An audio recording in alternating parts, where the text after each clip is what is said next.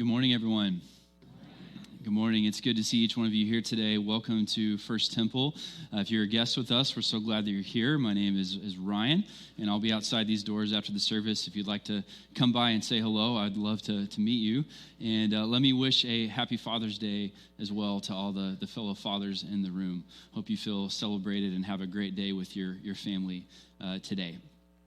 Do you remember the first time when you were a child, perhaps elementary school, when you went to play at a friend's house?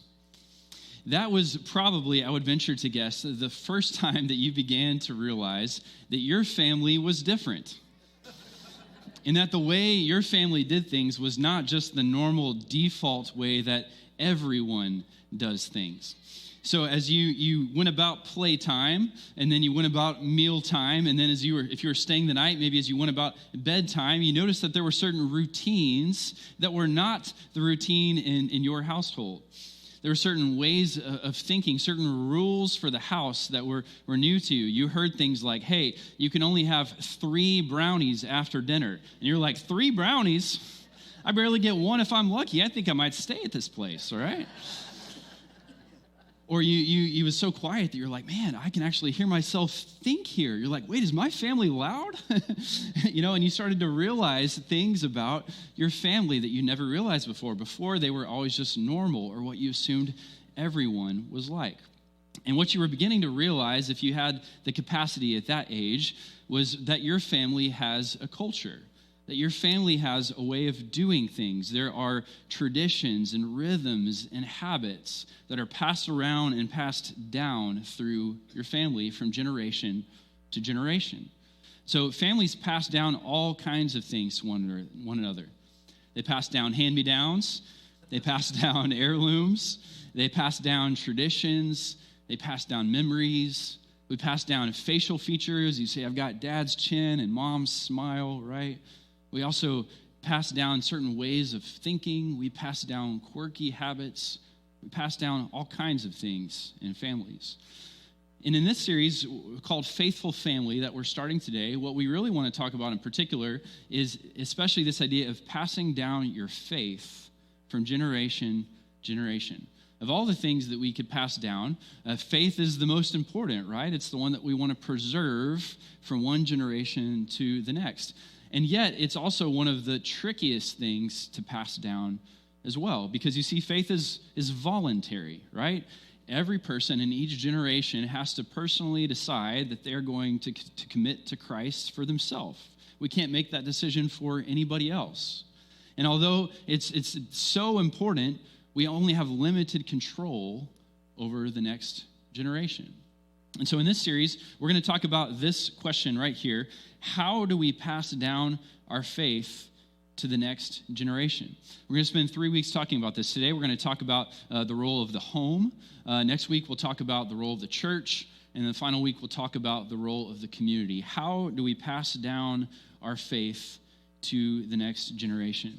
You know, some of us in the room today have kids of varying ages. Some are small, others are teens, others are grown. Some of us have grandkids. Perhaps some of us even have great-grandkids. Others of us maybe want to have kids one day. Some of us perhaps can't have kids. Some of us don't know if we'll have kids one day. We've got every possible scenario under the sun. And yet, no matter what your situation is, none of us are going to live together forever, right? All of us are going to have that day when our life comes to an end. And so all of us have some kind of invested interest in passing on our faith to the next generation, whether that's our children, our grandchildren, someone else's children. All of us want to pass down our faith. And so during this series, we're going to be looking at a text from Deuteronomy chapter 6. If you have a Bible with you, you can open up to Deuteronomy chapter 6. We'll also have those verses on the screen as well. We'll be reading today verses 1 through 9. Before we jump in, I want to give you a little bit of context on the book of Deuteronomy. So Deuteronomy is the 5th book in your Bible in the Old Testament. It was written in Hebrew. And yet the word Deuteronomy actually comes from the Greek language, okay? The word Deuteronomy means second law. So when you hear that, second law, you probably think, okay, well, that makes me wonder, what about the first law, right? Well, if you're tracking through the story of the Old Testament, you know that the Israelites in the book of Exodus were enslaved in Egypt, and Moses, their leader, led them out of Egypt. They crossed over the Red Sea on dry ground, and then they got to a place called Mount Sinai. And Moses went up on the mountain to meet with God, and God delivered to him there the 10 Commandments and this whole host of laws that the people of Israel were supposed to live by.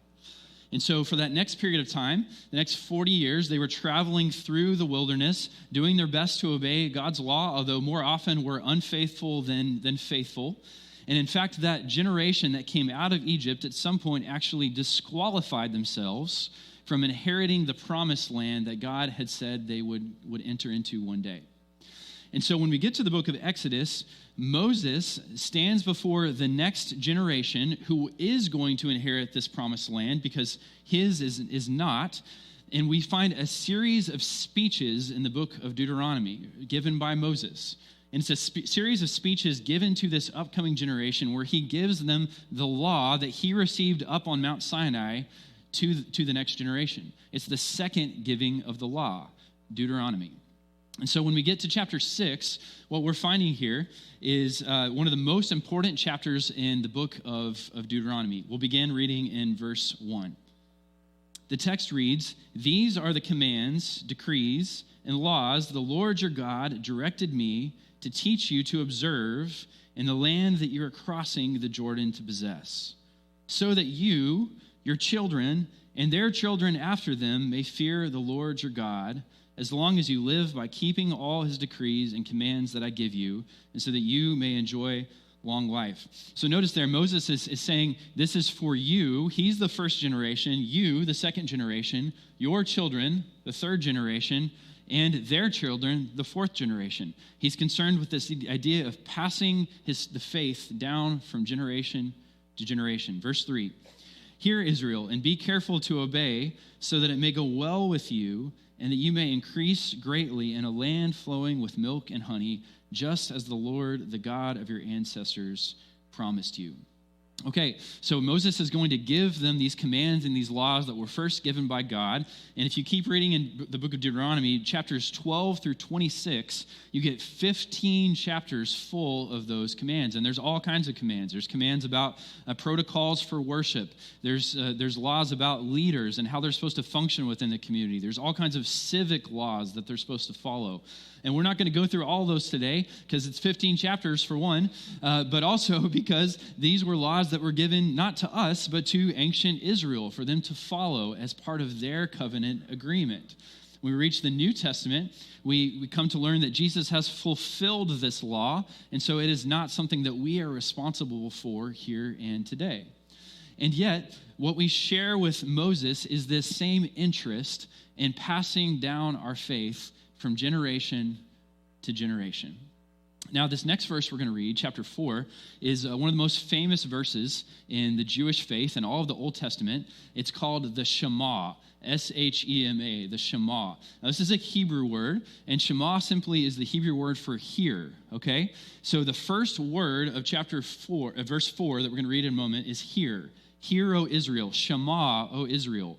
And this is one of the most famous passages in the Jewish faith. Let's read it, and then we'll talk about why. 4 and 5 says, "Hear, O Israel, the Lord our God, the Lord is one. Love the Lord your God with all your heart and with all your soul and with all your strength." That is the Shema. So when children were raised in the Jewish faith, they would end up memorizing a lot of the scriptures, and yet this was the very first thing that they would memorize. They would memorize the Shema. "Hear, O Israel, the Lord our God, the Lord is one. Love the Lord your God with all your heart, with all your soul, with all your strength." And the Shema was also a prayer that all Jewish people would pray, whether young or old.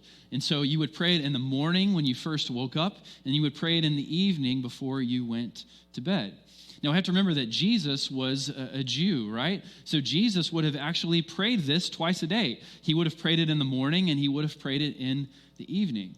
And so if these words are so important that Jesus himself would pray them twice a day, then we got to admit that they must be pretty important for us too, right? when we reach the New Testament, we actually find a passage where one of the teachers of the law comes to Jesus and asks him a question. He says, Jesus, what is the most important command in all of the law? You know what Jesus says back to him? He quotes the Shema, right? Of course he does, because he's a faithful Jew. And he says the most important is this: love the Lord your God with all your heart, with all your soul, with all your strength. And then Jesus has the audacity to add something to the Shema. It's unheard of. It's unthinkable.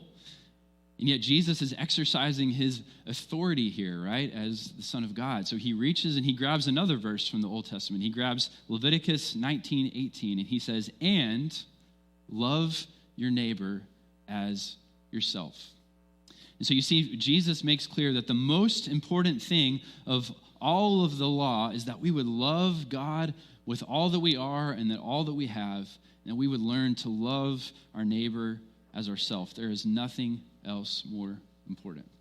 So, as we think about what it means to pass down our faith from generation to generation, Jesus is giving us some content of what that actually looks like.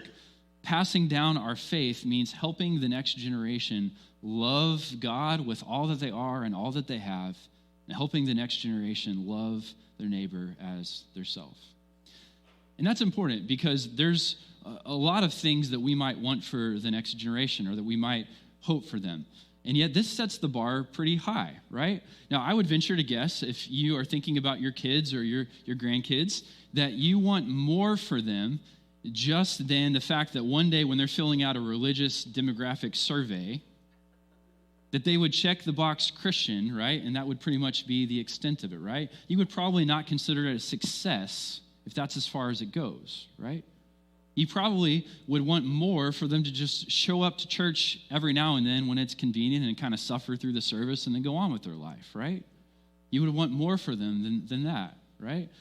You would want more for them than to just show up and to learn some good morals that they can live their life by so they can be good citizens in the world. That may be a good thing, but you would want even more for them than that. And so the Shema helps us get our minds around what we really actually want to pass down to the next generation. Our hope and our prayer is that they would learn to love the Lord their God with all their heart and mind and strength, and they would learn to love their neighbor as yourself.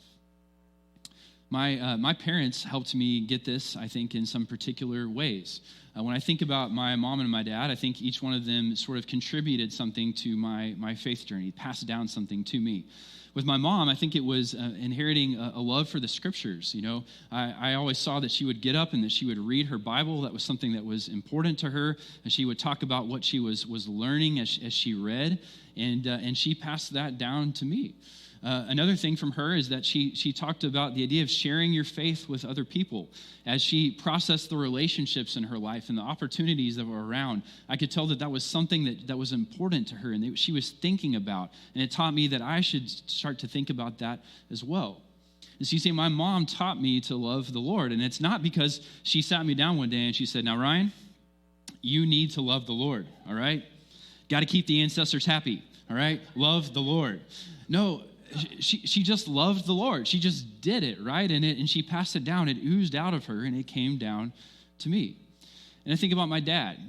I think about the fact that we would come to certain crossroads in life where a decision had to be made that was maybe difficult, and how his emphasis was always on trusting God and letting him lead in a particular situation and praying and seeking God's guidance of what he wanted us to do and being committed to follow him, whatever it was. Or when we went through hard times in life that were difficult for us, he emphasized that God was at work in this situation, that he was doing something and growing us in some way. And we might not understand it all right now, but one day we'll look back in the rearview mirror and it will make more sense. So my dad taught me to trust the Lord. And he didn't sit me down and say, now, Ryan, you need to trust God or else.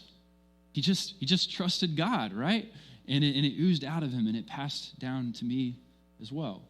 And so today I can say that I would not love or I would not trust God in the way that I do today without them loving and trusting God first. And as parents and as grandparents and as people who are raising kids in any capacity, that is the opportunity that we have. Moses goes on in verse 6 through 9. He says this, "These commandments that I give you today are to be on your hearts, on your hearts. Impress them on your children, impress them. Talk about them when you sit at home, when you walk along the road, when you lie down, and when you get up." In other words, talk about God all the time. Weave him into your life. Just don't stuff him on Sunday morning. Integrate him into the flow of your life. Let him be about who you are and your rhythms. Verse 8, "Tie them as symbols on your hands and bind them on your foreheads. Write them on the door frames of your houses and on your gates." In other words, put it everywhere you can. Make it so apparent that what is most important in life is to love God with all that you are and to love your neighbor as yourself. If you don't pass anything else down, do everything you can to pass that down. Now, it's interesting. In my generation, when I talk to other parents sometimes, I hear a certain sentiment about parenting that I think is interesting. And I think it's well-meaning. But it's the idea that, well, maybe I should just raise my kids not with a particular faith, but I should expose them to sort of all of the options so that they know what all of the options are. They have equal access, and they can choose for themselves what faith they would like to choose for their own. And I think it's well-meaning. I think what that sentiment acknowledges is that faith is voluntary, right? That every generation has to choose for themselves, that we cannot force our faith on anybody else, and that's absolutely true.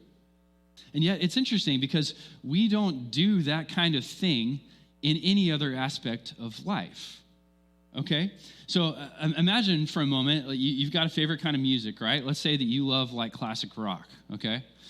And so let's say that you decide, well, I don't want to impose my love of classic rock on my children, so I'm going to expose to them all the genres of music equally and let them decide for themselves what kind of music they like. So we're going to listen to opera for a while. We're going to listen to some hip-hop. We're going to listen to musicals. We're going to do some jazz. And then at the end of the day, they can decide, no, you don't do that, right? You love classic rock. And so you're driving around this town and you're blaring it on the radio, right? You're cleaning out the garage. You're listening to AC/DC, right? Your love of classic rock is oozing through you. And you're not too concerned about whether you're forcing it on them or not. They can decide for themselves, but you love classic rock, right? Yeah, the same thing happens with sports. You're a Dallas Cowboys fan. You don't say, well, I want to expose my kids to all 32 NFL teams equally so that they can decide for themselves. So next week, we're going to watch the New York Jets, all right? And the week after, we're going to watch the Minnesota Vikings. No, you just watch the Cowboys, and you stand up and you cheer and you holler, and what happens, happens, but you're going to love the Cowboys. And with food, you don't say, well, I'm going to cook every cuisine in the entire world, all right? Every possible option and expose them to all of the foods so they can decide what food they like. Man, good blessings on your budget, okay? I don't know how you're going to pull that off. No, you just cook the food that you love to cook, right? And very often our kids end up loving the things that we love, and sometimes they don't, and that's okay, and we just move on with it, right? And so you see, our kids very often end up loving the same things that we love, not because we forced them to, but because our love was contagious. And that's not something that we need to apologize for, okay? And so we can introduce our kids to the things that we love. We can even persuade them to try to love the things that we love. That's not a bad thing. That doesn't mean that we're forcing them. There's still room for them to decide for themselves. And so Moses seems to have this posture in mind when he says, impress these things on your children, bind them to your hands, write them on your doorsteps, do all that you can to pass down your faith to the next generation. So when I think about our son, Griffin, man, one of my biggest hopes and prayer for his life is that he would come to know the Lord and that he would walk with him daily, right? Now, why is that my hope? Is it so that we'll spend eternity forever together? Yes, of course, that's part of it, absolutely. But there's even more than that. There's also the fact that I truly believe that Griffin's best life ahead of him is going to be found when he's walking with the Lord. That his best life that he was created for, where he will most flourish and he will most thrive, is when he comes to know Jesus and when he walks with him. And so to hold that back from him, right? to hold back that life of goodness that I know he can have would be nothing less than cruel. So what does it look like for us to impress these things on our children, to pass on our faith to the next generation? Today I want to give you 3 things that we can think about and take home with us. The first one is this idea that we need to take responsibility, for the faith of the next generation. So one of the temptations today is to outsource the faith of your kids to the local church, okay? To say, hey, we're dropping them off on Sundays. Every now and then we drop them off on Wednesdays. So the church has got it. We're good to go, all right? Done, complete. And you see, the problem is that it takes a lot more than 2 hours a week, right? And that's if you go every Sunday, right? 2 hours a week to train up a child into the way of Jesus. Okay, now when your kids are here, we're going to do all that we can, right, to train them up and to teach them the stories and to help them get to know Jesus. We're going to do the best that we can. And yet, y'all, 2 hours is not enough. And so look, if I realize that for some people, even just getting here is a challenge, it was a big hurdle for you to step in the door and to check your kids in. And so look, we're glad that they're here. Way to go. Keep bringing your kids to church. That is awesome, a huge accomplishment for some. We're proud of you for bringing them. And yet that's only the first step. So what we need to learn to do is go beyond and partner the home and the church together, right? We need both of them working side by side. That's what it's going to take in order to take responsibility for the faith of the next generation. You see, if your kid is involved in, let's say, piano lessons, right, that teacher probably has an expectation that your kid is practicing at home. If your kid shows up to the lesson and hasn't looked at anything since the last time that they were there, you're wasting everybody's time, right? If they want to be a good piano player, they need to be practicing at home. If your kid is playing baseball and wants to grow up and be a great pitcher, then sure, you're going to practice at the field, but you also need to get a glove and a ball at home, and you need to go outside and you need to throw the ball, right? That's what's going to actually make you into a great pitcher. In the same way, the 2 hours that you spend in this building, that your kids spend here, is a great start, but it's not going to be enough. It needs to be partnered with what happens in the home too. And so Moses here says, impress these things on your children, write them on your door frames, bind them to your hearts. Do all that you can with every moment that you have to pass down your faith to the next generation. Now, it's interesting that in this passage, this is not a gendered command, okay? So, for example, it doesn't say, hey, dads, this is your job, all right? You got to step up. It's Father's Day, all right? Pass down your faith to the next generation. It also doesn't say, hey, moms, it's your turn. You're up. If you don't do it, nobody else is going to do it. So, moms, you got to step up and do it here, okay? It's for everybody, right? It's for mom and dad and whoever else is around helping pitch in, right? Ideally, it's both. It's together, working together to raise up the faith of the new generation. So we take responsibility for next generation's faith. The second thing we do is we model our faith. So our kids notice lots of things about us, right? They notice all kinds of things about our faith. And our faith actually becomes the starting point for their faith. So what that means is that your attitudes about church, about prayer, about God will rub off on your kids. They will become the starting point for their attitude as well. And so when a parent is bored with church, with God, with faith, very often they will raise kids who are bored with all of it as well. And yet, when a parent loves the Lord and has a deep sense, down deep, that God cares for them and that God loves them and has a deep sense that they can trust God with their life, and they have a deep sense of gratitude for the things that God has given them in this world, and sees their life as an opportunity to serve God and to love other people, and they show up to this place and they worship passionately God with all that they are, man, that oozes down to kids. It passes down to the next generation. Now, are there exceptions? Absolutely. Are there outliers? Of course, right? All over the place in all kinds of directions. It's not a formula, right? So it's never our place to judge. And yet the point is that our faith becomes the starting point for the faith of our kids. And it's not just what happens in the church walls either, right? It's what happens through all of your life, in your home, and through your daily rhythms. So our kids are noticing everything, right? They're noticing the way that we speak to one another, right? They're noticing the ways that we handle conflict. They notice how we react when we're angry or when we're sad. They're noticing the way that we talk about people when they're not in the room. They notice the way that we relate to people who are different from us. They notice how we handle crisis moments in our life, how we spend our money, how we give our time to others. Our kids are realizing, they're watching and they're noticing more than we would ever realize. We're passing things down to our kids. And the question is, will they see a consistency between the faith that we proclaim and the way that we live day to day? So, we take responsibility for the faith of the next generation. We model our faith for our children, grandchildren, etc. And finally, we need to be praying for and with our family. Prayer is huge. See, prayer is the location where love of God is best cultivated and it's best expressed. So what that means, first of all, is that kids need to hear us praying. Okay, kids need to hear the adults praying.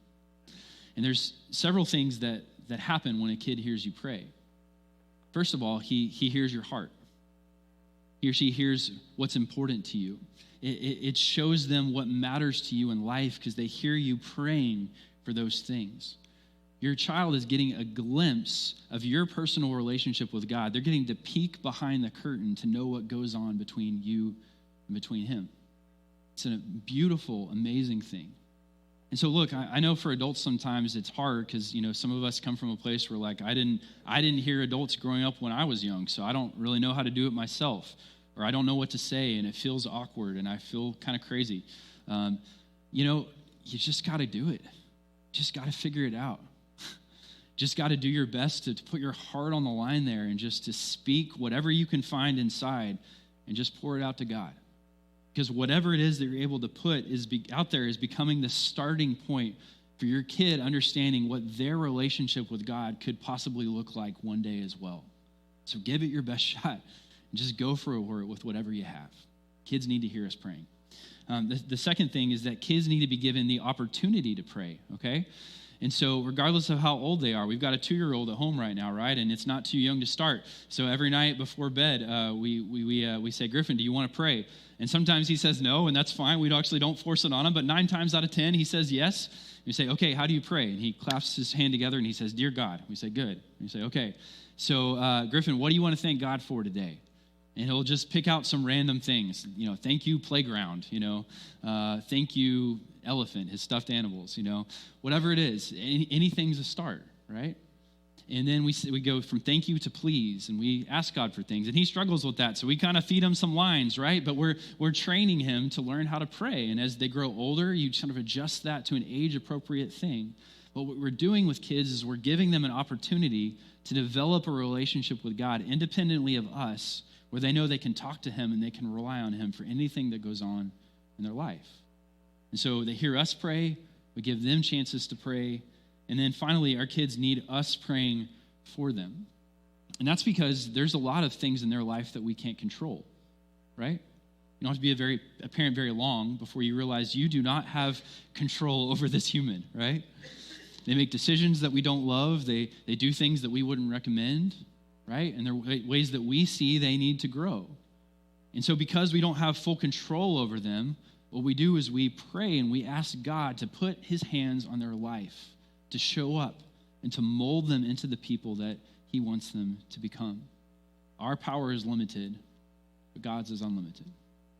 And so this idea of praying for your children doesn't stop or graduate when they leave the house, right? It's something that we do for the rest of our life.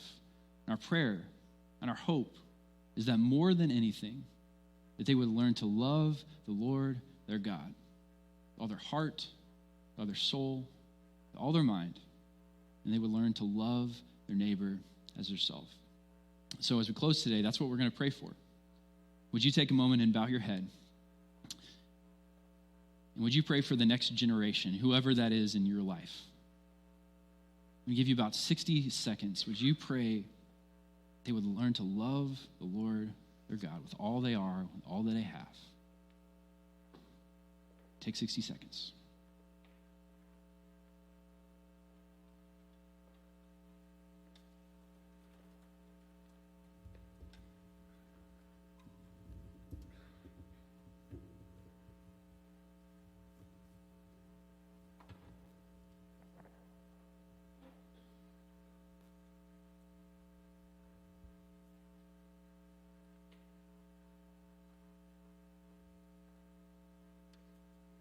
Lord, hear our prayers.